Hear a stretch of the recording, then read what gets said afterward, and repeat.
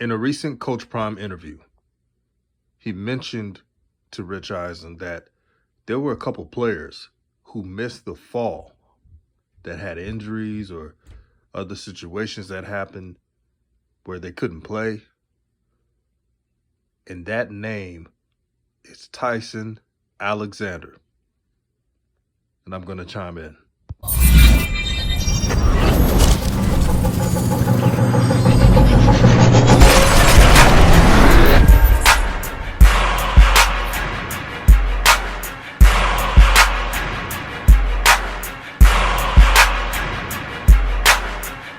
This is DJ's Raw and Cut Truth, giving you the raw content that you deservedly need. And I'm about to talk about... Hold on. You know what, young blood? DJ, I love your show, but brother, can you play some new music? Like, you've been playing the same music this whole time. Can you switch it up for a brother? Come on, young blood.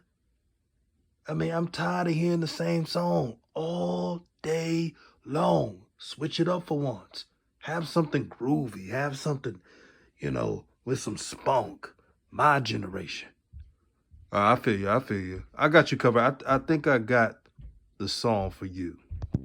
What's good, everyone? This is DJ's Raw and Cut Truth, giving you the raw content that you deservedly need. Good energy, good synergy. I hope everyone's doing well this morning. This topic is very important because I think a lot of folks, not only the SWAC, but HBCUs in general, forgot how dynamic Tyson Alexander is. Very dynamic. You remember how bad the offensive line was this spring? And I know it's crazy, but the offensive line improved, even though it still needs a lot of work. It improved in the fall than it was in the spring. That's how terrible it was. I'm not trying to be personal with it. We know how bad it was. So Tyson Alexander, with an offensive line that was treacherous in the spring, was able to make big-time runs. Can you imagine when Coach Prime, and I know he's going to do it, revamp the offensive line, bring in some big studs in the trenches? You would never, for going forward, see any pillow fighting with the offensive line. From now on, you will see, and this is what I think, you would no longer see timid offensive line play. You will see physical hands, good footwork, determination on blocks. No more of those false starts that we've been seeing. The penalties were so bad that you can predict when a play is about to be a penalty. You look at it, you say, oh, that's about to be a penalty. And then you had Shadir Sanders. Man, he was running like he was running backwards like the late, great Gregory Hines. It was that serious. It seemed like the first quarter, mainly the first half, you had to hold your breath and hope that a big play would happen. That was the Jackson State offense. And there were some key points in the season that you saw and said, yeah, that will work. But like the Celebration Bowl, it was obsolete. Nothing worked. And everything that was hindering Jackson State that they got over in games came back to haunt them in that matchup. The goal this offseason and the summer is to never play a game that bad ever again. Now, to the JSU fans, I'm just a messenger. What I've seen in the SWAC will be better next season. You should be excited for it. I know you are. But to everyone else in the SWAC, Jackson State's going to be a lot better next year too. So it's going to be a lot of fun. It's going to be some hard-nosed football. Whoever wants it the most will win. Recruiting classes are sky high right now. This is what you want in the SWAC. This is what you want in the HBCUs. And in due time, that dream of leveling the playing field will come to fruition. I guarantee it. One step at a time, though. I was listening to Coach Prime's interview, and he was talking about scheduling the top-notch FBS teams. And Coach Prime had to let Rich Eisen know, and they're cool, of course. He had to let him know that, wait a minute, JSU wasn't even dominant last season. Yeah, they went 11-2, but they only had, one blowout game against Alabama A&M.